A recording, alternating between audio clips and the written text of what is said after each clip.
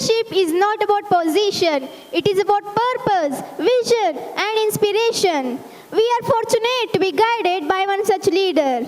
I invite our director, Mr. Vinayakar, to address the gathering.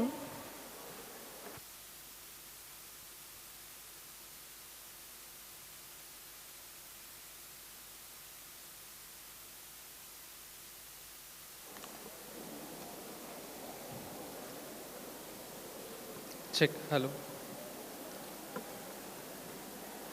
ವೇದಿಕೆ ಮೇಲೆ ಆಸೀನರಾಗಿರುವ ಮುಖ್ಯ ಅತಿಥಿಗಳೇ, ಗಣ್ಯರೇ, ಪಾಲಕರೇ, ಶಿಕ್ಷಕರೇ ಹಾಗೂ ವಿದ್ಯಾರ್ಥಿಗಳೇ, ತಮಗೆಲ್ಲರಿಗೂ ಶುಭ ಸಾಯಂಕಾಲ. ಇವತ್ತು ನನ್ನ ಭಾಷಣದಲ್ಲಿ ನಮ್ಮ ಎಲ್ಲರ ಮನೆಯಲ್ಲಿ ನಡೆಯುವಂತಹ ದಿನನಿತ್ಯ ನಾವು ಪಾಲಕತ್ವದಲ್ಲಿ ಫೇಸ್ ಮಾಡುವಂತಹ ಚಾಲೆಂಜಸ್ ಕುರಿತು ನಾನು ಒಂದೆರಡು ಮಾತನ್ನು ಆಡಲಿಕ್ಕೆ ಇಷ್ಟಪಡ್ತೇನೆ. ಮೊದಲಿಗೆ, ಇಂದಿನ ಕಾಲದಲ್ಲಿ ನಮ್ಮ ಮಕ್ಕಳು ಒಂದು ಅತ್ಯಂತ ವಿಚಿತ್ರ ಹಾಗೂ ಶಕ್ತಿಶಾಲಿ ಬದುಕನ್ನು ಬದುಕ್ತಾ ಇದ್ದಾರೆ. ಯಾಕೆ ಹಿಂಗೆ ಹೇಳ್ತೀನಪ್ಪ ಅಂತಂತಂದ್ರೆ, ಮೊದಲು ಒಂದು ಕಾಲಿತ್ತು, ನಮಗೇನಾರು ಒಂದು ವಿಷಯ ತಿಳಿಲಿಲ್ಲ ಅಂತಂತಂದ್ರೆ ನಾವು ಒಂದು ಪುಸ್ತಕ ನೋಡಬೇಕು ಅಥವಾ ತಿಳಿದವ್ರಿಗೆ ಕೇಳಬೇಕು, ಇದನ್ನು ಬಿಟ್ಟರೆ ಬೇರೆ ಹಾದಿ ಇದ್ದಿದ್ದಿಲ್ಲ. ಬಟ್ ಈಗ ನಮ್ಮ ಮಕ್ಕಳಿಗೆ ಒಂದು ವಿಷಯ ತಿಳಿಲಿಲ್ಲ ಅಂತಂದ್ರೆ ಅವರು ಟೆಕ್ನಾಲಜಿ ಯೂಸ್ ಮಾಡಿದರೆ ಕೇವಲ ಸೆಕೆಂಡ್ನಾಗ ಆರ್ಟಿಫಿಷಿಯಲ್ ಇಂಟೆಲಿಜೆನ್ಸ್ AI ಆನ್ಸರನ್ನು ಒಂದು ಸೆಕೆಂಡ್ನಾಗ ಕೊಡಕತ್ತೈತಿ. ಇವತ್ತು ನಾನು ಯೋಚನೆ ಮಾಡಕತ್ತೀನಿ, ಈ AI ಕಾಲದಲ್ಲಿ ಮಕ್ಕಳು ಆ AI ಉಪಕರಣವನ್ನು ಉಪಯೋಗಿಸಿದಾಗ ನಿಜವಾಗಲೂ ಕಲಿತಿದ್ದಾರಾ ಅದನ್ನು ಉಪಯೋಗಿಸಿ, ಅಥವಾ ಬರೀ ಕ್ಲಿಕ್ ಮಾಡೋಕೆ ಕಲಿಯಾಕತ್ತಾರ ಅನ್ನೋದು ನಂದು ಪ್ರಶ್ನೆ ಐತಿ. ನಾ ಇದಕ್ಕೊಂದು ಬೆಸ್ಟ್ ಎಕ್ಸಾಂಪಲ್ ಕೊಡ್ತೇನೆ ರೀ. ಇದೇ ಶೈಕ್ಷಣಿಕ ವರ್ಷದಾಗ 1-2 ತಿಂಗಳ ಹಿಂದೆ ನಾವು ಶಾಲೆಯಲ್ಲಿ ಒಂದು ಡಿಬೇಟ್ ಕಾಂಪಿಟೇಷನನ್ನು ಆರ್ಗನೈಸ್ ಮಾಡಿದ್ವಿ, ಚರ್ಚಾಕೂಟ. ಇದಕ್ಕೆ ನಾ ಟಾಪಿಕ್ ಕೊಟ್ಟಿದ್ದೆ AI ಮೇಲೆ ಕೊಟ್ಟಿದ್ದೆ. Should teachers check the use of AI in homework ಅಂತ ಹೇಳಿ. ಹೋಮ್ವರ್ಕನ್ನು AI ಬಳಸಿ ಆನ್ಸರ್ ಬರ್ಕೊಂಬರೋದನ್ನು ಶಿಕ್ಷಕರು ಚೆಕ್ ಮಾಡಬೇಕಾ ಅಂತ ಒಂದು ಟಾಪಿಕ್ ಕೊಟ್ಟಿದ್ದೆ ಮಕ್ಕಳಿಗೆ ಚರ್ಚೆಗೆ. ಅವಾಗ ಫಸ್ಟ್ ರೌಂಡು ಸ್ಕ್ರಿಪ್ಟೆಡ್ ಡಿಬೇಟ್. ಅವ್ರು ಸ್ಕ್ರಿಪ್ಟ್ ತೊಗೊಂಬರ್ತಾರ, ಅದನ್ನು ಪ್ರೆಸೆಂಟೇಷನ್ ಮಾಡ್ತಾರೆ 1 ನಿಮಿಷ ಕಾಲಾವಕಾಶಕ್ಕೆ. ಮಕ್ಕಳು ಭಾಳ ಚಂದ ಮಾತಾಡಿದ್ದಾರೆ. ಅವು ಏನು ಪದಗಳ ಬಳಕೆ, ಅದು ಏನು ವಿಷಯ, ಬಾಬಾ ನಾನು ಗಾಬರಿನ ಹೊಡೆದ್ಬಿಟ್ಟೆ ಅವ್ರು ಮಾತಾಡೋದು ನೋಡಿ. ಏನಪ್ಪ ನಮ್ಮ ಮಕ್ಕಳು ಇಷ್ಟು ಚಂದ ಮಾತಾಡಕತ್ತಾರಲ್ಲ ಅಂಥೇಳಿ. ಸೆಕೆಂಡ್ ರೌಂಡ್ನಾಗ ಆ ಮೊದಲ ರೌಂಡಿನ ಆಧಾರಿತ ಪ್ರಶ್ನೋತ್ತರ ರೌಂಡ್ ಅದು. ಸೊ ಬೇರೆ ಸದನದವರು ಅವ್ರು ಏನು 1 ನಿಮಿಷಕ್ಕೆ ಪ್ರೆಸೆಂಟೇಷನ್ ಮಾಡಿರ್ತಾರ ಅದ್ರ ಮೇಸ್ ಮೇಲೆ ಕ್ರಾಸ್ ಕ್ವಶನಿಂಗ್ ಮಾಡ್ತಾರೆ ಅವ್ರಿಗೆ. ಈ ಕ್ರಾಸ್ ಕ್ವಶನ್ ರೌಂಡ್ ಬಂದಾಗ ನಾ ಸ್ವಲ್ಪ ವಿಚಾರ ಮಾಡಕತ್ತೆ. ಅವಾಗ ಒಂದಿಷ್ಟು ಎಲ್ಲ ಆನ್ಸರ್ಗಳು ಅಷ್ಟೇನು ಅವ್ರು ಮಾತನಾಡಿರುವ ವಿಷಯ ಕುರಿತು ನೋಡಿದಾಗ ಅವ್ರು ಉತ್ತರ ಕೊಡೋದು ನೋಡಿದರೆ ಸ್ವಲ್ಪ ಭಾಳ ಫರಕ್ ಅನ್ಸಕತ್ತೈತಿ. ಅವಾಗ ಥರ್ಡ್ ರೌಂಡ್ ಒಂದು ಮಾಡ್ತೀವಿ ನಾವು, ಆನ್ ದ ಸ್ಪಾಟ್ ಒಂದು ಕ್ವಶನ್ ಕೊಡ್ತೀವಿ, ಅದರ ಬೇಸ್ ಮೇಲೆ ಆ ಟಾಪಿಕ್ ಅನುಗುಣವಾಗಿ ಅವ್ರು ಪ್ರೆಸೆಂಟೇಷನ್ ಮಾಡಬೇಕು. ಈ ಅವ್ರ ಪ್ರಿಪ್ರೇಷನ್ ಟೈಮ್ನಾಗ ನಾವು ಒಂದು ರೌಂಡ್ ಹೋದೆ, ಏನಪ್ಪ ಇವು ಸ್ಕ್ರಿಪ್ಟ್ ಅಂತೇಳಿ. 1 ಅಲ್ಲ 2 ಅಲ್ಲ 3 ಅಲ್ಲ, ಎಲ್ಲವೂ ChatGPT ಇಂದ ಕಾಪಿ ಪೇಸ್ಟ್. ಒಂದಿಷ್ಟು ಹುಡುಗರಂತೂ ರೀ ಆ ChatGPT ಇಂದ ಸ್ಕ್ರೀನ್ಶಾಟ್ ಹೊಡೆದಾರ, ಅದನ್ನು ಪ್ರಿಂಟ್ ತೊಗೊಂಬಂದಾರ ಅವರು. ಇನ್ನೊಂದಿಷ್ಟು ಹುಡುಗರು ಅಟ್ಲೀಸ್ಟ್ ನೋಡಿ ಬರೆದು ಹೇಳ್ಯಾರ, ಅದು ಒಂದು ಕ್ಯಾಟಗರಿ. ಇನ್ನೊಂದು ಕ್ಯಾಟಗರಿ ChatGPT ಇಂದ copy, MS word paste, printout. ಆವಾಗ ಅವರ ಪದಗಳ ಬಳಕೆ ಮೇಲೆ ನಾನು ಅವರಿಗೆ ಕ್ರಾಸ್ ಕ್ವಶನಿಂಗ್ ಮಾಡಿದಾಗ ಅವರಲ್ಲಿ ಉತ್ತರ ಬರಲಿಲ್ಲ. ಇನ್ನು ಬರೀ ಶಾಲ್ಯಾಗಿ ಕತಿ ಅಂತ ವಿಚಾರ ಮಾಡಿದ್ರೆ ಇಲ್ರಿ, ಈ ಹೋಮ್ವರ್ಕ್ಗಳದು ಇದ ಗೋಳಾಗೈತಿ. ಈಗ ನಾ ಮೊನ್ನೆ ಹೋಮ್ವರ್ಕ್ ಚೆಕ್ ಮಾಡಕತ್ತಿದ್ದೆ 10th ಸ್ಟ್ಯಾಂಡರ್ಡಲ್ಲಿ. 1 ಮಾರ್ಕಿಗೆ 1 ಕ್ವಶನ್ ಕೇಳ್ರಿ ನಾವು ಹೋಮ್ವರ್ಕ್ ಒಳಗೆ. ಪ್ರೀ ಬೋರ್ಡ್, ಈ ಬೋರ್ಡ್ ಎಕ್ಸಾಮ್ ಬೇಸ್ ಮೇಲೆ ಏನೇನು ಕ್ವಶನ್ಸ್ ಬರ್ತಿರ್ತಾವೆ, ಫ್ರೀಕ್ವೆಂಟ್ ಕ್ಲಾಸ್ ಇರ್ತಾವೆ, ನಾವು ಹೋಮ್ವರ್ಕ್ ಕೊಡ್ತಿರ್ತೀವಿ ಅವ್ರಿಗೆ ಬರ್ಕೊಂಬರ್ಲಿಕ್ಕೆ. ಅದು ಕ್ವಶನ್ ಇರೋದು ಕೇವಲ 1 ಮಾರ್ಕ್ಸ್. ಅವರು ಬರೆದಾರ ಒಂದು ಪ್ಯಾರಾಗ್ರಾಫ್, ನಾನು ಕೇಳಿದೆ 1 ಮಾರ್ಕಿಗೆ ಎದಕ್ಕೆ 1 ಪ್ಯಾರಾಗ್ರಾಫ್ ಬರ್ದಿರಿ ಅಂತೇಳಿ. ಆ ಆನ್ಸರಿನ ಪದ ಬಳಕೆ ಮೇಲೆ ನನಗೆ ಗೊತ್ತಾಯ್ತು ಇದು ಚಾಟ್ ಜಿ ಪಿ ಟಿಯಿಂದ ಕಾಪಿ ಪೇಸ್ಟ್ ಮಾಡ್ಯಾರ ಅಂತೇಳಿ. ಅಂದ್ರೆ ಇವ್ರು ಚಾಟ್ ಜಿ ಪಿ ಟಿದಾಗ ಬರೀ ಕ್ವಶನ್ ಹಾಕಿರ್ತಾರಿ, ಅದು 1 ಮಾರ್ಕಿಗೆ ಕೇಳ್ಯಾರ ಅನ್ನೋದು ಹಾಕಿರೋದಿಲ್ಲ ಅವರು. ಮತ್ತು ಚಾಟ್ ಜಿ ಪಿ ಟಿ ಗೊತ್ತಾಗಬೇಕಲ್ಲ, ಅದು ತನಗೆ ತಿಳಿದಿದ್ದು ಅಷ್ಟು ಉತ್ತರ ಕೊಡ್ತೈತಿ. ಹಿಂಗೆ ಒಂದು ಚರ್ಚಾಕೂಟ ಆಗ್ಬೋದು, ಅಥವಾ ಒಂದು ಹೋಮ್ವರ್ಕ್ ಆಗ್ಬೋದು, ಅಥವಾ ಮಕ್ಕಳಿಗೆ ತಿಳಿಯದ ವಿಷಯ ಕೂಡ ಆಗ್ಬೋದು. ಇವತ್ತು AI ಇಂದ ಎಲ್ಲವೂ ಆನ್ಸರ್ ಐತಿ. ಇನ್ನೊಂದು ಸನ್ನಿವೇಶ ಅಂತಂದ್ರೆ, ನನ್ನ ಕ್ಲಾಸ್ನಾಗ ಒಂದು ವಿದ್ಯಾರ್ಥಿ, ನಾವು ಒಂದು ಇಂಪಾರ್ಟೆಂಟ್ ಕಾನ್ಸೆಪ್ಟ್ ಹೇಳಕತ್ತಿದ್ದೆ. ಬೋರ್ಡ್ ಎಕ್ಸಾಮ್ನಾಗ ಯೂಶಲಿ ಕ್ವಶನ್ ಕೇಳ್ತಾರೆ ಅದ್ರ ಮೇಲೆ, ನೀ ಮೊನ್ನೆ ಕ್ಲಾಸ್ ಅಟೆಂಡ್ ಆಗಿದ್ದಿಲ್ಲ, ಮತ್ತೇನರ ಡೌಟ್ ಇದ್ರೆ ಕೇಳು ಅಂತ ಹೇಳಿದೆ. ನಾ ಯೂಟ್ಯೂಬ್ ನೋಡ್ತೀನಿ ಸರ್ ಅಂತ. ಹಿಂಗೈತ್ರಿ ಇವತ್ತು ಕಾಲ. ಹಾಗಾಗಿ ಈ AI ಅನ್ನು ಬ್ಯಾನ್ ಮಾಡ್ಬೇಕಂತ ನಾವು ಮಾತಾಡಕತ್ತಿಲ್ಲ. AI ಅನ್ನು ಹೆಂಗೆ ಉಪಯೋಗ ಮಾಡ್ಬೇಕನ್ನೋ ಕುರಿತು ನಾವು ಒಂದು ಮಾತು ಹೇಳ್ತೀನಿ. ಈಗ AI ಅನ್ನು, ಆರ್ಟಿಫಿಷಿಯಲ್ ಇಂಟೆಲಿಜೆನ್ಸನ್ನು ಕೇವಲ ಶಾರ್ಟ್ಕಟ್ಟಾಗಿ ಯೂಸ್ ಮಾಡಕತ್ತಾರೆ. ಆದರೆ ಅದನ್ನು ಯೋಚನೆ ಮಾಡಲಿಕ್ಕೆ, ಒಂದು ವಿಷಯವನ್ನು ಡೀಪಾಗಿ ಕಲೀಲಿಕ್ಕೆ ಉಪಯೋಗಿಸಿದರೆ, ಅಂದರೆ ಒಂದು ಕಲಿಕಾ ಉಪಕರಣವಾಗಿ AI ಅನ್ನು ಉಪಯೋಗಿಸಿದರೆ ಅದರಿಂದ ಸಾಕಷ್ಟು ಉಪಯೋಗಗಳನ್ನು ನಾವು ತೆಗೆದುಕೊಳ್ಳಬಹುದು. ಯಾವುದೇ ಕಾಲದಲ್ಲಿ ತಂತ್ರಜ್ಞಾನದ ವಿರುದ್ಧ ನಮಗೆ ಹೋಗ್ಲಿಕ್ಕೆ ಸಾಧ್ಯ ಇಲ್ಲ. ಈಗ ಕ್ಯಾಲ್ಕುಲೇಟರ್ ಬಂದಾಗ ಎಲ್ಲರದು ಮ್ಯಾಥ್ಸ್ ಹಾಳಾಗತ್ತೆ ಅಂತ ಅನ್ಕೊಂತಿದ್ರಿ, ಬಟ್ ಯಾರೂ ಕ್ಯಾಲ್ಕುಲೇಟರ್ ಯೂಸ್ ಮಾಡೋದು ಬಿಟ್ಟಿಲ್ಲ. ಹಂಗೆ ನಾಳೆ AI ಕೂಡ ನಮ್ಮ ಎಲ್ಲರ ಬದುಕಿನಲ್ಲಿ ಅದು ಒಂದು ಪಾರ್ಟ್ ಆಗ್ತದೆ.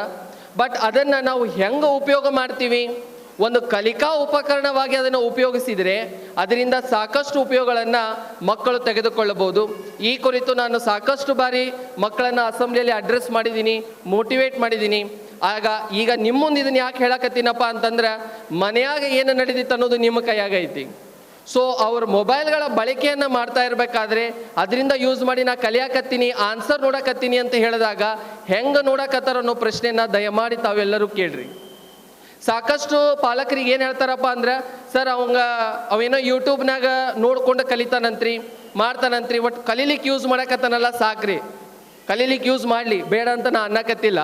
ಬಟ್ ನಾನೇನು ಹೇಳ್ತೀನಂದ್ರೆ, ಅವ್ರ ಅಭ್ಯಾಸಕ್ಕೆ ಕುಂದ್ರೋಕಿನ್ನ ಮುಂಚೆ ಫೋನು ಕೊಡ್ರಿ, ಯೂಟ್ಯೂಬ್ದಾಗ ವಿಡಿಯೋ ನೋಡ್ತಾರಲ್ಲ ನೋಡಲಿ, ನೀ ಏನು ನೋಡಿ ಅದನ್ನು ಪಾಯಿಂಟ್ಸ್ ಬರೀ ಒಂದು ಪುಸ್ತಕದಾಗ ಅಂತ ಹೇಳ್ರಿ ಅವ್ರಿಗೆ. ಅಂದ್ರೆ ನಿಜವಾಗಲೂ ಅವರು ಯೂಟ್ಯೂಬ ನೋಡಕತ್ತಾರೋ ಅಥವಾ ಮ್ಯಾಗ ಬರೋ ನೋಟಿಫಿಕೇಶನ್ ಕ್ಲಿಕ್ ಮಾಡಿ ರೀಲ್ಸ್ ನೋಡಕತ್ತಾರೋ ಅನ್ನೋದು ನಿಮಗೆ ಗೊತ್ತಾಗತ್ತೆ. ಯಾಕಂದ್ರೆ ಮೊಬೈಲು ಒಳ್ಳೆಯದನ್ನು ಕೂಡ ಮಾಡುತ್ತಾ, ಕೆಟ್ಟದನ್ನು ಕೂಡ ಮಾಡುತ್ತಾ, ಡಿಸ್ಟ್ರಾಕ್ಷನ್ ಸಾಕಷ್ಟು ಕೊಡ್ತದೆ. ಹೀಗಾಗಿ ಅವರು ಯೂಟ್ಯೂಬ್ ಅಥವಾ AI ಏನೇ ಯೂಸ್ ಮಾಡಿದ್ರು ಕಲಿಕೆಗೆ ಯೂಸ್ ಮಾಡುವಂಥ ನೀವು ನೋಡಿಕೊಳ್ಳಬೇಕಾಗಿ ಈ ಮುಖಾಂತರ ತಮ್ಮಲ್ಲಿ ಕೇಳ್ಕೊಳ್ತೀನಿ. ಹಾಗಾಗಿ ಈ ಕಾಲದಲ್ಲಿ ಮಕ್ಕಳಿಗೆ ಕಲಿಕಾ ಉಪಕರಣಕ್ಕೆ ಏನೂ ಕೊರತೆ ಇಲ್ಲ, ಸವಲತ್ತುಗಳಿಗೆ ಏನೂ ಕೊರತೆ ಇಲ್ಲ, ಎಲ್ಲವೂ ಕೂಡ ದೊರಕಿದೆ. ಆದರೆ ಒಂದು ವಿಷಯ ಭಾಳ ಕಡಿಮೆ ಆಗತೈತ್ರಿ. ಆ ವಿಷಯ ಏನಪ್ಪ ಅಂತಂದ್ರೆ ಎಮೋಷನಲ್ ಇಂಟೆಲಿಜೆನ್ಸ್. ಭಾವನಾತ್ಮಕವಾಗಿ ಅವರನ್ನು ನಾವು ಸದೃಢಗೊಳಿಸಬೇಕಾಗಿದೆ. ಇವತ್ತಿನ ದಿನಮಾನಗಳಲ್ಲಿ ಏನು ಸುದ್ದಿ ಬರಕತ್ತಾವಂತ ನೀವು ಎಲ್ಲರೂ ನೋಡಿರ್ತೀರಿ. ಮೊಬೈಲ್ ಕೊಟ್ಟಿಲ್ಲ ಅಂತಂಥೇಳಿ ಹುಬ್ಳಿದಾಗ ಒಬ್ಬ ವಿದ್ಯಾರ್ಥಿ ಆತ್ಮಹತ್ಯೆ ಮಾಡ್ಕೊತಾರ. ಪಾಲಕರು ಬೈತಾರ, ಶಿಕ್ಷಕರು ಬೈತಾರ ಅಂತಂಥೇಳಿ ಎಮೋಷನಲ್ ಸ್ಟ್ರೆಸ್ಸಿಗೆ ಮಕ್ಕಳು ಹೋಗ್ತಾ ಇದ್ದಾರೆ. ಹಂಗಂದ್ರೆ 10 ವರ್ಷಗಳ ಹಿಂದೆ ಈ ಒಂದು ಸನ್ನಿವೇಶ ಇದ್ದಿದ್ದಿಲ್ಲಲ್ಲ. ಈಗೀಗ ಯಾಕೆ ಮಕ್ಕಳು ಇಷ್ಟು ಎಮೋಷನಲಿ ವೀಕ್ ಯಾಕೆ ಆಗಕತ್ತಾರ ಅಂತ ನಾವೆಲ್ಲರೂ ಕೂಡ ನಮ್ಮನ್ನು ನಾವು ಪ್ರಶ್ನಿಸ್ಕೊಳ್ಬೇಕಾಗ್ತದೆ. ಈಗ ಕಾಲದಲ್ಲಿ ನೋಡ್ರಿ, ಎಲ್ಲಾನು ಇನ್ಸ್ಟಂಟ್ ಐತಿ. ಮ್ಯಾಗಿಯಿಂದ ಹಿಡಿದು, ಡೆಲಿವರಿಯಿಂದ ಹಿಡಿದು, ಲೈಕಿಂದ ಹಿಡಿದು, ರೀಲ್ಸಿಂದ ಹಿಡಿದು ಸಕ್ಸಸ್ವರೆಗೂ ಎಲ್ಲವೂ ಇನ್ಸ್ಟಂಟ್ ಜಮಾನವಾಗಿ ಹೋಗ್ಬಿಟ್ಟೈತಿ. ಈಗ ಎಲ್ಲಾನು ಇನ್ಸ್ಟಂಟ್ ಆಗಕತ್ತಿದ್ದಕ್ಕೆ ಏನಾಗಕತ್ತೈತಿ, ಮಕ್ಕಳಿಗೆ ಕಾಯುವ ಶಕ್ತಿ, ಫ್ರಸ್ಟ್ರೇಷನ್ಗಳನ್ನು ಸಹಿಸುವ ಶಕ್ತಿ, ಕೇಳಿದ ವಿಷಯ ಸಿಗಲಿಲ್ಲ ಅಂದಾಗ ಅದನ್ನು ಸಹಿಸಿಕೊಳ್ಳುವ ಶಕ್ತಿ ಇವತ್ತಿನ ಮಕ್ಕಳಲ್ಲಿ ಕಂಡು ಬರ್ತಾ ಇಲ್ಲ. ಒಂದು ಬೆಸ್ಟ್ ಎಕ್ಸಾಂಪಲ್ ಕೊಡ್ತೀನಿ ರೀ. LKG ಅಥವಾ UKG ಕ್ಲಾಸಲ್ಲಿ ಈ ಘಟನೆ ನಡೀತು. ಒಂದು ವಿದ್ಯಾರ್ಥಿ ಒಂದು ಒಳ್ಳೆಯ ಪೆನ್ಸಿಲ್ ಬಾಕ್ಸ್ ತೊಗೊಂಬಂದಿರ್ತಾರ. ಅವ ಬ್ರೇಕಿಗೆ ಹೋದಾಗ ಆ ಪೆನ್ಸಿಲ್ ಬಾಕ್ಸ್ ಹೋಗ್ಬಿಡ್ತೈತಿ. ನಾವು ಆಮೇಲೆ ಚೆಕ್ ಮಾಡ್ತೀವಿ, ಇನ್ನೊಬ್ಬನ ಬ್ಯಾಗ್ದಾಗ ಸಿಗುತ್ತಾ, ಇದು ನೀ ಯಾಕಪ್ಪ ತೊಗೊಂಡಿ ಅಂತಂತ ಹೇಳಿ ಕೇಳಿದ್ವಿ ನಾವು. ಅದನ್ನು ಕೇಳಿದಾಗ ಆ ಉತ್ತರ ಕೇಳಿಬಿಟ್ರೆ ನೀವೆಲ್ಲರೂ ಗಾಬರಿ ಹೊಡಿತೀರಿ. ನಮ್ಮ ಡ್ಯಾಡಿಗೆ ನಮ್ಮ ತಂದೆಗೆ ಇಂಥ ಒಂದು ಬಾಕ್ಸ್ ಕೊಡಿಸಂದಿರಿ, ಅವ್ರು ಕೊಡಿಸ್ಲಿಲ್ಲ, ಅದಕ್ಕೆ ಅವನು ತೊಗೊಂಡಿನ್ರಿ ಅಂದ ನಾವು. ಏನು ಉತ್ತರ ಕೊಡ್ಬೇಕು ಅನ್ನೋದು ಗೊತ್ತಾಗ್ಲಿಲ್ಲ ರೀ ನಮಗೆ. ಮತ್ತು ಅವ್ರಿಗೆ ಆಮೇಲೆ ನಾವು ತಿಳುವಳಿಕೆ ಹೇಳಿದ್ವಿ, ನಿಮ್ಮ ತಂದೆಗೆ ಹೋಗಿ ಕೇಳಿ, ತಾಯಿಗೆ ಹೋಗಿ ಕೇಳಿ, ಅವ್ರು ಕೊಡಿಸ್ಲಿಲ್ಲ ಅಂದ್ರೆ ಸ್ವಲ್ಪ ತಡೀರಿ, ಇನ್ನೊಬ್ಬರ ವಸ್ತು ಆ ರೀತಿ ತಗೋಬಾರ್ದು ಅಂತ ಹೇಳ್ಕೊಂಡು. ಹಾಗಾಗಿ ಮಕ್ಕಳಲ್ಲಿ ಕೇಳಿದ ವಿಷಯ ಸಿಗಲಿಲ್ಲ ಅಂತಂದಾಗ ಅದನ್ನು ಸಹಿಸಿಕೊಳ್ಳುವ ಶಕ್ತಿ ಇವತ್ತು ಸಾಕಷ್ಟು ಕಡಿಮೆ ಆಗಿದೆ. ಹಾಗಾದರೆ ಈ ಎಮೋಷ್ನಲ್ ವೀಕ್ನೆಸ್ ಏನು ಹುಟ್ಟದಾಗಿಂದನೇ ಬಂದ್ಬಿಡುತ್ತಾನೋ? ಇಲ್ಲ, ಇದು ರೂಪುಗೊಳ್ಳಕತ್ತೈತಿ, ನಿತ್ಯ ಜೀವನದಲ್ಲಿ ಇದು ರೂಪುಗೊಳ್ಳಕತ್ತೈತಿ. ಹಂಗಾರ ಇದನ್ನು ಚೇಂಜ್ ಮಾಡೋ ಶಕ್ತಿನೂ ಕೂಡ ನಮ್ಮಲ್ಲಿನೇ ಐತಿ, ಮತ್ತೆ ಯಾರ ಕಡೆನೂ ಇಲ್ಲ. ಅಂದ್ರೆ ನಾವು ಏನು ಮಾಡಬೇಕು? ನಾವು ಇನ್ನೊಂದು ಎಕ್ಸಾಂಪಲ್ ಕೊಡ್ತೀನಿ. ನಮ್ಮ ಎಲ್ಲರ ಜೀವನದಾಗೂ ಒಂದು ಬಹಳ ಕಾಸ್ಟ್ಲಿಯೆಸ್ಟ್ ಗಿಫ್ಟ್ ನಾವು ಚೈಲ್ಡ್ಹುಡ್ನಾಗ ತೊಗೊಂಡಿವಂದ್ರೆ ಅದು ಸೈಕಲ್. ಆದರೆ ನೀವೆಲ್ಲರೂ ಆ ಸೈಕಲ್ ಕೇಳಿದಾಗ ಮರುದಿನ ಎಷ್ಟು ಮಂದಿ ಮನ್ಯಾಗ ಬಂದು ಸೈಕಲ್ ನಿಂತಿತ್ತೋ ನನಗೆ ಗೊತ್ತಿಲ್ಲ. ಆ ಸೈಕಲ್ ಬೇಕಂತಂದ್ರೆ ಅದಕ್ಕೆ ಸಾಕಷ್ಟು ಷರತ್ತುಗಳಿರ್ತಿದ್ವು. ಎಕ್ಸಾಮ್ನಾಗ ಇಷ್ಟು ಪರ್ಸೆಂಟೇಜ್ ಮಾಡಿ ಸೈಕಲ್ ಕೊಡಿಸ್ತೀನಿ, ಆಟ ಆಡಕ್ಕೆ ಹೋಗ್ಬೇಕಾ ಹೋಮ್ವರ್ಕ್ ಮುಗಿಸಿದ ಮ್ಯಾಗ ಕಳಿಸ್ತೀನಿ, ಹೊರಗೆ ಹೊಂಟಿಯ ಎದಕ್ಕೆ ಹೊಂಟಿ, ರೊಕ್ಕ ಬೇಕಾ ಎದಕ್ಕೆ ಬೇಕು, ಯಾರ ಜೊತೆ ಹೊಂಟಿ, ಎದಕ್ಕೆ ಖರ್ಚು ಮಾಡಕತ್ತಿ, ಹಿಂಗೆ ಸಾಕಷ್ಟು ಪ್ರಶ್ನೆಗಳನ್ನು ಆಗಿನ ಕಾಲದಲ್ಲಿ ಪಾಲಕರು ಹಾಕ್ತಾ ಇದ್ರು. ಹಾಗಾದ್ರೆ ಇದೆಲ್ಲ ಪನಿಷ್ಮೆಂಟಾ? ಅಲ್ಲ, ಇದು ಪ್ರಿಪರೇಷನ್ ಫಾರ್ ಲೈಫ್. ಅಂದರೆ ಇಂದಿನ ಕಾಲದಲ್ಲಿ ಪಾಲಕರ ಬಹಳ ದೊಡ್ಡ ಜವಾಬ್ದಾರಿ ಮಾರ್ಕ್ಸ್ ಹೆಚ್ಚಿಸೋದಲ್ಲ, ಸ್ಕಿಲ್ ಕಲಿಸೋದಲ್ಲ, ಆದರೆ ಮಕ್ಕಳನ್ನು ಭಾವನಾತ್ಮಕವಾಗಿ ಸದೃಢಗೊಳಿಸುವುದು ಎಲ್ಲ ಪಾಲಕರು ಹಾಗೂ ಶಿಕ್ಷಕರ ಜವಾಬ್ದಾರಿ ಇವತ್ತಾಗಿದೆ. ನಾವು ಯಾವಾಗ ಪಾಲಕರು ಶಿಕ್ಷಕರು ಕೈ ಜೋಡಿಸಿ ನಮ್ಮ ಮಕ್ಕಳನ್ನು ಎಮೋಷ್ನಲಿ ಸ್ಟ್ರಾಂಗ್ ಮಾಡ್ತೀವೋ ಅವತ್ತು ಜೀವನವನ್ನು ಫೇಸ್ ಮಾಡುವಂಥ ಶಕ್ತಿಯನ್ನು ನಾವು ಮಕ್ಕಳಲ್ಲಿ ತುಂಬ್ತೀವಿ. ಹಾಗಾಗಿ ನಾನು ಪಾಲಕರಲ್ಲಿ ಕೇಳಿಕೊಳ್ಳುವ ಒಂದೇ ವಿಷಯ ಏನಪ್ಪ ಅಂತಂದರೆ, ಸಂಶೋಧನೆ ಕೂಡ ಇದನ್ನೇ ಹೇಳುತ್ತೆ, children from homes with firm boundaries show better emotional control ಅಂತ ಹೇಳ್ಕೊಂಡು. ಯಾರ ಮನೆಯಲ್ಲಿ ನಿರ್ಬಂಧನೆಗಳಿರ್ತಾವ ಆ ಮನೆಯಲ್ಲಿ ಮಕ್ಕಳು ಭಾವನಾತ್ಮಕವಾಗಿ ದೃಢಗೊಳ್ತಾರ, ಅವರು ಎಮೋಷನಲಿ ಸ್ಟ್ರಾಂಗ್ ಇರ್ತಾರ ಅಂತ ರಿಸರ್ಚ್ ಕೂಡ ಹೇಳ್ತಾ ಇದೆ. ಹಾಗಾಗಿ ಎಲ್ಲರೂ ನೀವು ಕೈ ಜೋಡಿಸಿ ಮಕ್ಕಳನ್ನು ಇಮೋಷ್ನಲಿ ಸ್ಟ್ರಾಂಗ್ ಮಾಡುವಲ್ಲಿ ಕೆಲಸ ಮಾಡಬೇಕಂತ ತಮ್ಮಲ್ಲಿ ಕೇಳ್ಕೊಳ್ತೀನಿ. ಇದರ ಜೊತೆಗೆ ಎಮೋಷ್ನಲಿ ಸ್ಟ್ರಾಂಗ್ ಆಗಲು ಮತ್ತೊಂದು ವಿಷಯ ಏನಪ್ಪ ಅಂತಂತಂದ್ರೆ, ಚಾಲೆಂಜಸ್ ಅನ್ನು ಫೇಸ್ ಮಾಡೋದು, ಕಷ್ಟಗಳನ್ನು ಎದುರಿಸೋದು. ನಮಗೆ ಜೀವನ ಅನುಭವದಿಂದ ನಮಗೆ ಗೊತ್ತಿದೆ, ಜೀವನದಲ್ಲಿ ಕಷ್ಟ ಕಲಿಸದಷ್ಟು ಪಾಠ ಏನೂ ಕಲಿಸೋಕೆ ಸಾಧ್ಯ ಇಲ್ಲ, ಯಾ ಶಿಕ್ಷಕರು ಕಲಿಸೋಕೆ ಸಾಧ್ಯ ಇಲ್ಲ, ಯಾ ಯೂನಿವರ್ಸಿಟಿನೂ ಕಲಿಸೋಕೆ ಸಾಧ್ಯ ಇಲ್ಲ. ಆ ಕಷ್ಟ ಬಂದಾಗ, ಜವಾಬ್ದಾರಿ ಬಂದಾಗ ನಾವು ಕಲಿತಷ್ಟು ಯಾವ ಪುಸ್ತಕದಿಂದಲೂ ಕಲಿಯಲು ಸಾಧ್ಯವಿಲ್ಲ. ಹಾಗಾದರೆ ನಾವು ಮಕ್ಕಳು ಅವರ ವಯಸ್ಸಿಗೆ ಅನುಗುಣವಾಗಿ ಕೆಲ ಕಷ್ಟಗಳನ್ನು ಎದುರಿಸಿದಾಗ ಅದನ್ನು ಧೈರ್ಯದಿಂದ ಎದುರಿಸುವ ಶಕ್ತಿ, ಛಲ ಅವರಲ್ಲಿ ನಾವು ತುಂಬಬೇಕು. ಇದಕ್ಕೊಂದು ಎಕ್ಸಾಂಪಲ್ ಕೊಡ್ತೀನಿ ನಾನು. ಮಕ್ಕಳು ಎಷ್ಟೋ ಸತಿ ಏನು ಮಾಡ್ತಾರ, ಆಫೀಸಿಗೆ ಬರ್ತಾರ, ಸರ್ ನನಗೆ ಸ್ವಲ್ಪ ಆರಾಮಿಲ್ಲ ಅಂತಂತ ಹೇಳ್ಕೊಂಡು ಫೋನ್ ಇಸ್ಕೊತಾರ ಪಾಲಕರ ಜೊತೆ ಮಾತಾಡಲಿಕ್ಕೆ. ನಾವು ಅನ್ಕೊಂಡಿವಿ ಅವ್ರು ಆರಾಮಿಲ್ಲ ಅಂತ ಹೇಳಕ್ಕೆ ಫೋನ್ ಹಚ್ಚಾರ ಅಂತ ನಾವು ಅನ್ಕೊಂಡಿವಿ, ಅವ್ರು ಹಚ್ಚಿ ಹೇಳಕತ್ತಾರ ನಾ ಹೋಮ್ವರ್ಕ್ ಬಿಟ್ಟು ಬಂದಿನಿ, ಟೀಚರ್ ಬೈತಾರ, ಸ್ವಲ್ಪ ಹೋಮ್ವರ್ಕ್ ತಂದು ಕೊಡು ಅಂತೇಳಿ. ಅವಾಗ ಒಬ್ಬ ಪಾಲಕರು ಓಡಿ ಬರ್ತಾರೆ, ಒಂದು ಅರ್ಧ ತಾಸ್ನಾಗ ಹೋಮ್ವರ್ಕ್ ಇಸ್ಕೊಂಡು ಹೋಮ್ವರ್ಕನ್ನು ತಂದು ತಮ್ಮ ಮಗುವಿಗೆ ಕೊಡ್ತಾರೆ. ಬಟ್ ಅದೇ ಸನ್ನಿವೇಶ ಇನ್ನೊಂದು ರೀತಿ ನಾವು ವಿಚಾರ ಮಾಡೋಣ. ಈಗ ಅದ ಮಗು ಕರೆ ಮಾಡಿದಾಗ ಹೋಮ್ವರ್ಕ್ ಬಿಟ್ಟು ಬಂದಿನಿ, ಹೋಮ್ವರ್ಕ್ ತಗೊಂಬ ಅಂತ ಕೇಳಿದಾಗ ಅವರಾಗೆ ಫೋನ್ ಮಾಡಿದಾಗ ಹೇಳಕತ್ತೀನಿ ರೀ ನಾನು. ಅವಾಗ ಇನ್ನೊಬ್ಬರು ಪಾಲಕರು ತಂದು ಕೊಡೋದಿಲ್ಲ. ಅವಾಗ ಮುಂದಿನ ವಾರ ಯಾವ ಮಗು ಕರೆಕ್ಟ್ ಬ್ಯಾಗ್ ಚೆಕ್ ಮಾಡ್ಕೊಂಡು ಹೋಮ್ವರ್ಕ್ ಇಟ್ಕೊಂಡ್ಬರುತ್ತಂತ ನೀವೇ ವಿಚಾರ ಮಾಡಿಬಿಡ್ರಿ. ಈಗ ಯಾವಾಗ ನಾನು ಒಂದು ಕಷ್ಟದಲ್ಲಿ ಇದ್ದಾಗ ಪ್ರತಿ ಸತಿ ಆ ಕಷ್ಟವನ್ನೇ ಎದುರಿಸಲು ನಮ್ಮ ಪಾಲಕರು ನನಗೆ ನೀಡುವುದಿಲ್ಲ ಅನ್ನೋ ಭರವಸೆ ಮಕ್ಕಳಿಗಿರುತ್ತೆ, ಆವಾಗ ಅವರು ಎಮೋಷನಲಿ ಸ್ಟ್ರಾಂಗ್ ಆಗಲಿಕ್ಕೆ ಸಾಧ್ಯವಿಲ್ಲ. ಶಾಲೆ ಅನ್ನೋದು ಒಂದು ಸೇಫ್ ಎನ್ವಿರಾನ್ಮೆಂಟ್. ಈ ಸೇಫ್ ಎನ್ವಿರಾನ್ಮೆಂಟಲ್ಲಿ ಅವರು ಫೇಸ್ ಮಾಡುವ ಚಾಲೆಂಜಸ್ಸನ್ನು ಅವ್ರು ಹೆಂಗೆ ಫೇಸ್ ಮಾಡ್ಬೇಕಂತ ನಾವು ಕಲಿಸೋನು, ಸಪೋರ್ಟ್ ಮಾಡೋನು, ಅವ್ರ ಜೊತೆಗೆ ನಾವು ನಿಲ್ಲೋನು. ಆದ್ರೆ ಆ ಕಷ್ಟದಿಂದನೇ ಎತ್ತಿ ಬೇರೆ ಕಡೆ ಹಾಕೋದು ಬ್ಯಾಡ್ರಿ ಅಂತ ನಾನು ಕೇಳ್ಕೊಳ್ತೇನೆ. ಮತ್ತು ನಾಳೆ ನಾವು ಫೋನ್ ಮಾಡಿದಾಗ ತರಂಗಿಲ್ಲ ಅಂತ ಅಂದ್ಗಿದ್ದೀರಿ. ನಾ ಇದು ಹೇಳಕತ್ತಿ ಸನ್ನಿವೇಶನ ಬೇರೆ ಐತಿ. ಸರ್ ನೀವು ಅಂದ್ರಲ್ರಿ ಮತ್ತು ಹೋಮ್ವರ್ಕ್ ತಂದು ಕೊಡಬೇಡ ಅಂಥೇಳಿ ನಾವು ಅದಕ್ಕೆ ತಂದು ಕೊಟ್ಟಿಲ್ಲ ಅಂತೇಳಿ. ಹಂಗಲ್ಲ ನಾನು ಹೇಳಿದ್ದು. ಸೊ ಈ ಕಷ್ಟಗಳನ್ನು ಎದುರಿಸುವಾಗ ಮಕ್ಕಳಿಗೆ ಕೇವಲ ಭಾವನಾತ್ಮಕವಾಗಿ ದೃಢಗೊಳ್ಳೋದಿಲ್ಲ, ಅವರು ಜವಾಬ್ದಾರಿ ಅಂದರೆ ಏನು ಅನ್ನೋದನ್ನು ಕೂಡ ಅವ್ರು ಅರ್ಥಕೊಳ್ತಾರೆ. ಸೊ ನಾವು ಎಲ್ಲರೂ ಕಾನ್ಸೆಪ್ಟ್ ಏನೈತಿ, ಮಕ್ಕಳು ದೊಡ್ಡವರಾದ್ಮೇಲೆ ಜವಾಬ್ದಾರಿ ಕಲಿತಾರ ಅನ್ನೋದು ಇರ್ತೈತಿ. ಮಕ್ಕಳು ದೊಡ್ಡವರಾದ್ಮೇಲೆ ಜವಾಬ್ದಾರಿ ಕಲಿಯಲ್ರಿ. ಈ ಜವಾಬ್ದಾರಿ ಸಣ್ಣ ವಯಸ್ಸಿನಿಂದಲೇ ಈ ರೀತಿ ಎಕ್ಸ್ಪೀರಿಯನ್ಸಸ್ ಮುಖಾಂತರ ಕಲಿತಾಗ ಮಾತ್ರ ದೊಡ್ಡವರಾದಾಗ ಆ ಜವಾಬ್ದಾರಿ ಅವಲ್ಲಿ ಬರುತ್ತೆ. ಇದಕ್ಕೆ ಫಸ್ಟ್ ಸ್ಟೆಪ್ ಆಗಿ ಅವ್ರ ಕೆಲಸ ಅವ್ರ ಜವಾಬ್ದಾರಿಯಿಂದ ನೋಡುವುದನ್ನು ನಾವು ಕಲಿಸೋಣ. ಈಗ ಮನೆಗೆ ಬಂದ ತಕ್ಷಣ ID ಕಾರ್ಡ್ ತೆಗೆದು ಸೋಫಾ ಮ್ಯಾಗ ಒಗೆಯೋದಕ್ಕೂ 10 ಸೆಕೆಂಡ್ ಆಗತ್ತೆ, ಅದನ್ನು ಸುತ್ತಿ ಹೊಳ್ಳಿ ಬ್ಯಾಗ್ದಾಗ ಇಡಕ್ಕೂ 10 ಸೆಕೆಂಡ್ ಆಗತ್ತೆ. ಫಸ್ಟ್ ಈ ರೀತಿಯಾಗಿ ಅವರನ್ನು ಅವರ ಜವಾಬ್ದಾರಿಯಿಂದ ನೋಡಿಕೊಳ್ಳುವಲ್ಲಿ ನಾವು ಅವರಿಗೆ ಸಲಹೆಯನ್ನು ನೀಡೋಣ, ಅದನ್ನು ಮಾಡುವಲ್ಲಿ ನಾವು ಪ್ರೇರೇಪಿಸೋಣ ಮತ್ತು ನೋಡಿಕೊಳ್ಳೋಣ. ಯಾವಾಗ ಮಕ್ಕಳು ತಮ್ಮ ಕೆಲಸಕ್ಕೆ ತಾವು ಜವಾಬ್ದಾರಿ ವಹಿಸ್ಕೊಳ್ತಾರೋ ನಾಳೆ ಜವಾಬ್ದಾರಿ ಅನ್ನೋ ವಿಷಯ ಅವರಲ್ಲಿ ತಾನಾಗೆ ಮೂಡಿ ಬರ್ತದೆ. ಹಾಗಾಗಿ ಜವಾಬ್ದಾರಿಯನ್ನು ಸಣ್ಣ ವಯಸ್ಸಿನಿಂದಲೇ ನಾವು ಪ್ರಾರಂಭಿಸಬೇಕಂತ ತಮ್ಮಲ್ಲಿ ಕೇಳ್ಕೊಳ್ತೀನಿ. ಕೊನೆಯದಾಗಿ ಎಲ್ಲರೂ ವಿಚಾರ ಮಾಡ್ತಾ ಇರ್ತೀರಿ, ಸರ್ ನೀವೇನು ಸ್ಟೇಜ್ ಮೇಲೆ ನಿಂತು ಚಲೋ ಭಾಷಣ ಹೊಡಿತೀರಿ, ಬಟ್ ನಮಗೆ ಟೈಮ್ ಅನ್ನೋ ಒಂದು ವಿಷಯ ಇರ್ತೈತಿ, ನಮಗೆ ಟೈಮ ಸಿಗೋದಿಲ್ರಿ. ಇದು ಒಂದು ಕಾಮನ್ ಡೈಲಾಗ್ ಅದ ಪೇರೆಂಟ್ಸ್ದು.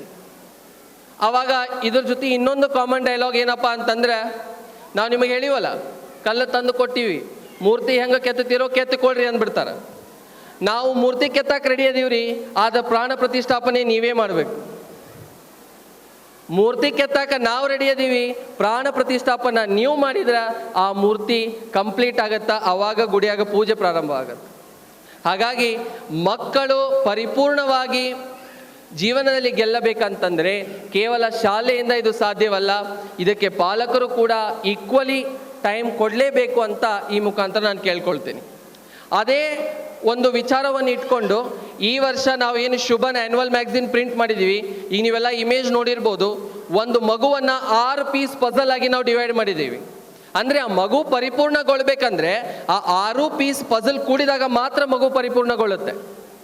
ಸೊ ಒಂದು ಕಡೆಯಿಂದ ಶಾಲೆ 3 ಪೀಸ್ ಪಜಲನ್ನು ಜೋಡಿಸುತ್ತೆ, ಇನ್ನೊಂದು ಕಡೆ ಪೇರೆಂಟ್ಸು ಇನ್ನೊಂದು 3 ಪೀಸ್ ಪಜಲನ್ನು ಕೂಡಿಸ್ತಾರೆ, 6 ಪೀಸ್ ಕೂಡಿ ಮಗು ಪರಿಪೂರ್ಣಗೊಳ್ಳುತ್ತೆ.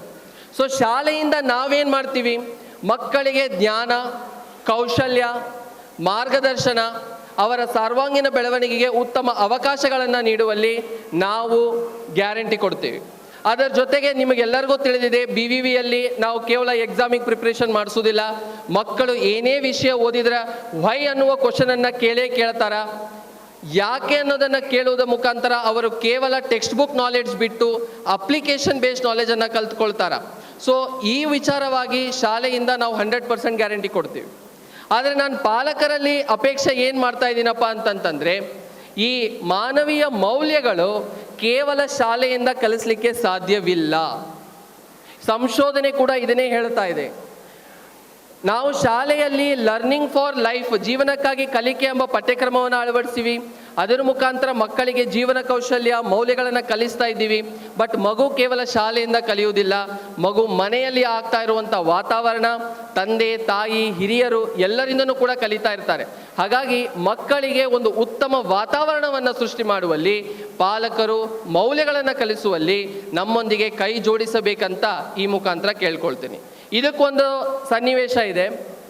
ಒಂದು ಪಾಲಕರ ಸಭೆಯಲ್ಲಿ ನಮ್ಮ ಚೇರ್ಮನ್ ಸರಿಗೆ ಒಬ್ಬರು ಪೇರೆಂಟ್ ಕ್ವಶನ್ ಕೇಳಿದರು, ಸರ್ ನನ್ನ ಮಗಳ ಮನ್ಯಾಗ ಅವ್ರ ಅಜ್ಜಿಗೆ 1 ಅಕ್ಷರಲೆ ಮಾತಾಡ್ತಾಳ, ಬಟ್ ಅದ ಮಗಳ ಮುಂದೆ ನಾನೇನಾರು ನಿಮ್ಮ ಟೀಚರಿಗೆ 1 ಅಕ್ಷರಲೆ ಮಾತಾಡಿದ್ರೆ ನಮ್ಮ ಟೀಚರಿಗೆ ಮರ್ಯಾದೆ ಕೊಟ್ಟು ಮಾತಾಡಂತ ನನಗೆ ಗದರಿಸ್ತಾಳಕ್ಕಿ ಅಂತಂತ ಹೇಳಿದರು.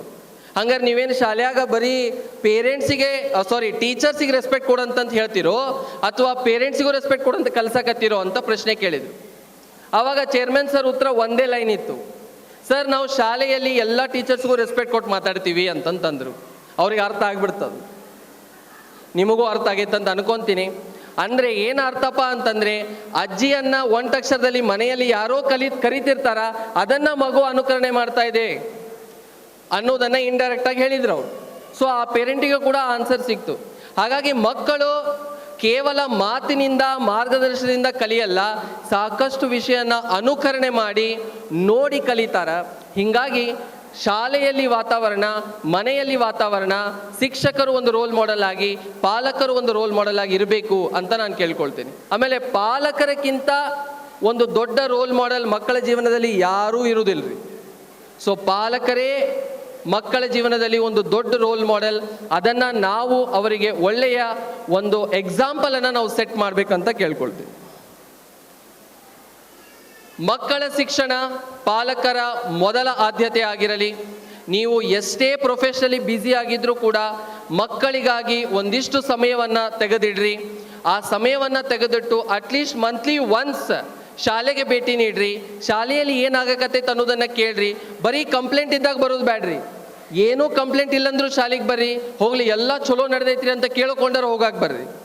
ಹೀಗಾಗಿ ಮಂತ್ಲಿ ಒನ್ಸ್ ನಿಮ್ಮ ಮಕ್ಕಳಿಗಾಗಿ ನೀವು ಸಮಯ ತೆಗೀರಿ. ಎಷ್ಟೋ ಪಾಲಕ ಹೇಳ್ತಾರೆ ನಾವು ಇಬ್ಬರು ವರ್ಕಿಂಗ್ ಅದೀವಿ ಅಂತಂತೇಳಿ.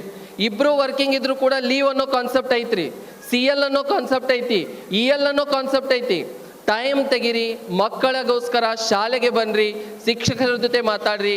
ನೀವು ಯಾವಾಗ ಶಾಲೆ ಜೊತೆ ಕರೆಕ್ಟಾದ ಸಂಪರ್ಕ ಇಟ್ಕೊತೀರಿ ಅವಾಗ ಶಾಲೆ ಅಂತ ವಿಷಯಗಳು ಸರಿಯಾಗಿ ನಿಮಗೆ ದೊರಕ್ತದೆ. ಸಾಕಷ್ಟು ಸನ್ನಿವೇಶಗಳಲ್ಲಿ ನಾವು ನೋಡಿದ್ದೀವಿ. ಅದಕ್ಕಾಗಿ ಪಾಲಕರು ಶಾಲೆಗೆ ಬಂದು ಅಟ್ಲೀಸ್ಟ್ ಮಂತ್ಲಿ ಒನ್ಸ್ ಟೀಚರ್ಸಿಗೆ ಭೇಟಿಯಾಗಿ ಮಕ್ಕಳ ಅವರ ಶಿಕ್ಷಣದ ಪ್ರಗತಿಯ ಕುರಿತು ಮಾತನಾಡಿ ಹೋಗಬೇಕಂತ ಕೇಳ್ಕೊಳ್ತೀನಿ. ಈ ಪಾಲಕತ್ವದ ಒಂದು ಪಯಣದಲ್ಲಿ ನಾವು ಕೇವಲ ಒಂದು ಪುಸ್ತಕ ಓದಿ ಒಂದು ಭಾಷಣ ಕೇಳಿ ಚೇಂಜ್ ಆಗಲಿಕ್ಕೆ ಸಾಧ್ಯನೇ ಇಲ್ಲ. ಇದು ಸಾಕಷ್ಟು ಸನ್ನಿವೇಶಗಳ ಮುಖಾಂತರ, ಎಕ್ಸ್ಪೀರಿಯನ್ಸಸ್ ಮುಖಾಂತರ ನಾವು ಕಲಿತಾ ಇರ್ತೀವಿ. ಸೊ ಸರ್ವಜ್ಞನವ್ರು ಹೇಳ್ತಾರ, ಸರ್ವರೊಳು ಒಂದೊಂದು ನುಡಿಯೇ ಕಲಿತು ವಿದ್ಯದ ಪರ್ವತವೇ ತಾನಾದ ಸರ್ವಜ್ಞ ಅಂತೇಳಿ. ಹಾಗಾಗಿ ನಾವು ಎಲ್ಲರೊಡನೆ ಕಲಿಯೋಣ, ಎಲ್ಲರೊಡನೆ ಕಲಿತು ಮಕ್ಕಳನ್ನು ಬೆಳೆಸುವಲ್ಲಿ ನಾವೆಲ್ಲರೂ ಕೂಡ ಕೈ ಜೋಡಿಸೋಣ. ಮಕ್ಕಳಿಗೆ ಆಸ್ತಿ ಮಾಡದೆ ಮಕ್ಕಳನ್ನೇ ಆಸ್ತಿಯಾಗಿ ಮಾಡೋಣ ಅಂತ ಹೇಳುತ್ತಾ ನನ್ನ ಭಾಷಣಕ್ಕೆ ವಿರಾಮ ನೀಡ್ತೀನಿ. ಜೈ ಹಿಂದ್.